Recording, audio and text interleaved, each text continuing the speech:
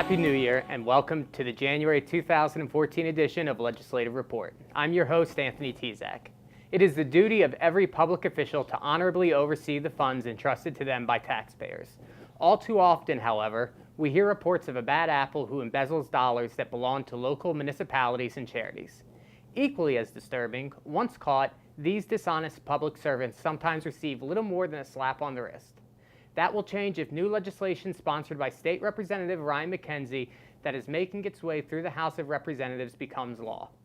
Here to talk with me about that bill, as well as to discuss a new education initiative that he has introduced that would establish a career prep program for high school students called Career Bound, is State Representative Ryan Mackenzie. Welcome, Representative. Thanks for having me, Anthony. It's an exciting time here in the legislature. Before we get into today's topics, first, 2013, it was a busy year. Why don't you tell us about some of your accomplishments and some things that you're particularly proud of? Absolutely. 2013 was a very busy year for me legislatively. It was my first full year in the legislature after coming in and serving out the remainder of Doug Reichley's term when he moved on to be a Lehigh County Court of Common Pleas judge. I jumped right in, and within 6 months I passed my first piece of legislation reforming government. And then in 2013 I was the prime sponsor on the tax reform code. It was 165 pages of changes to our tax code, but it did significant things like closing the Delaware loophole, which was a $50 million tax loophole that corporations were walking through in Pennsylvania.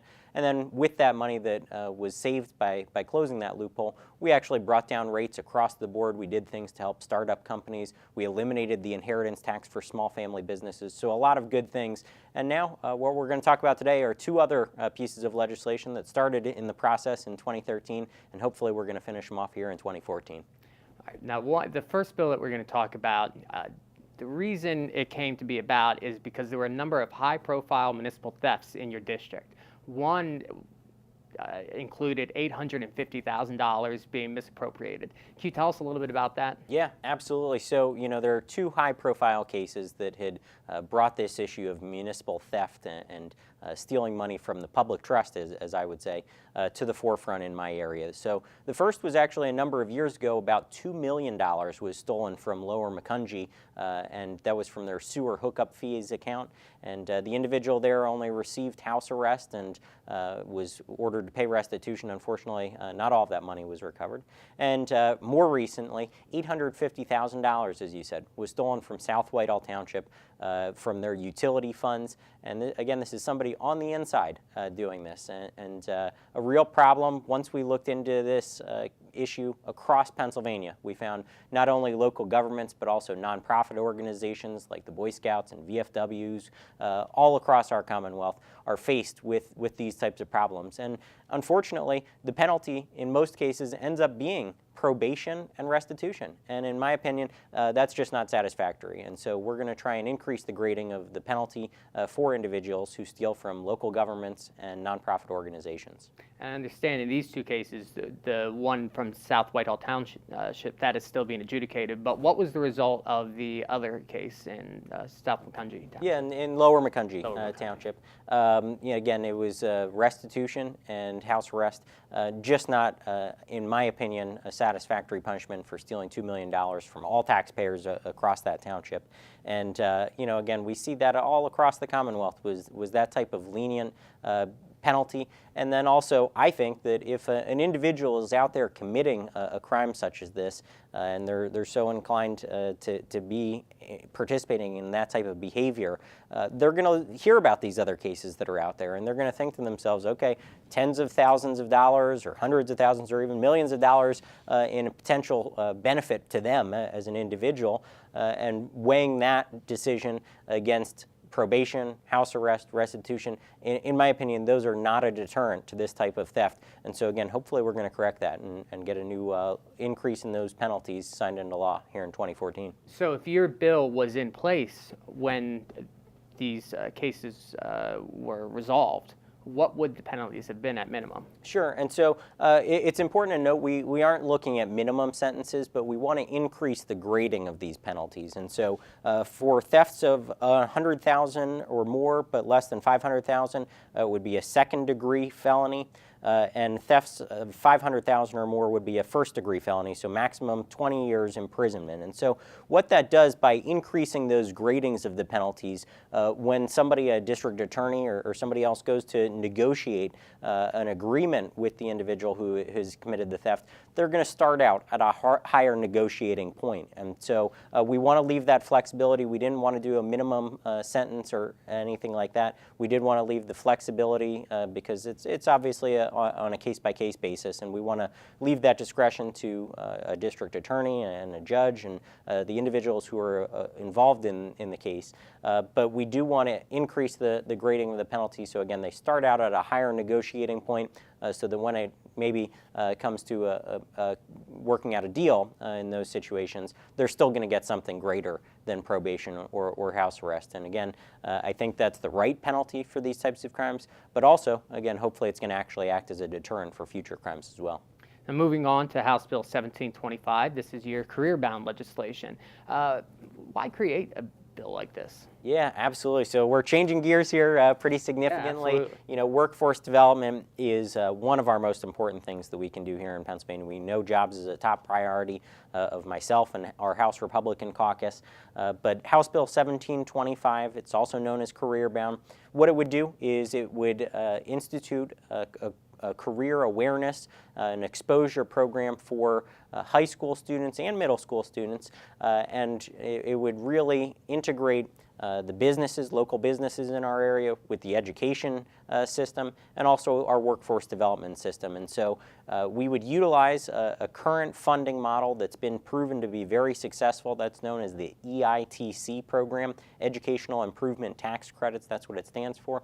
And so that model is such that businesses donate, they receive a tax credit for their contributions for their donation. And then that money is utilized in a particular fashion. And so in education improvement tax credits, it's obviously for education. In our proposal, it would be for workforce development needs for early exposure and awareness in middle school and high schools. And so those dollars that would be generated by the contributions would then go to a particular pilot program. Our proposal is to have a number of these pilot programs across the state so that we can really get a feel and see if it works. And this idea was actually came to my attention because of another pilot program that's actually taking place in Allentown right now at Allen High School. And they had received funding through the U.S. Department of Labor in a dropout prevention initiative.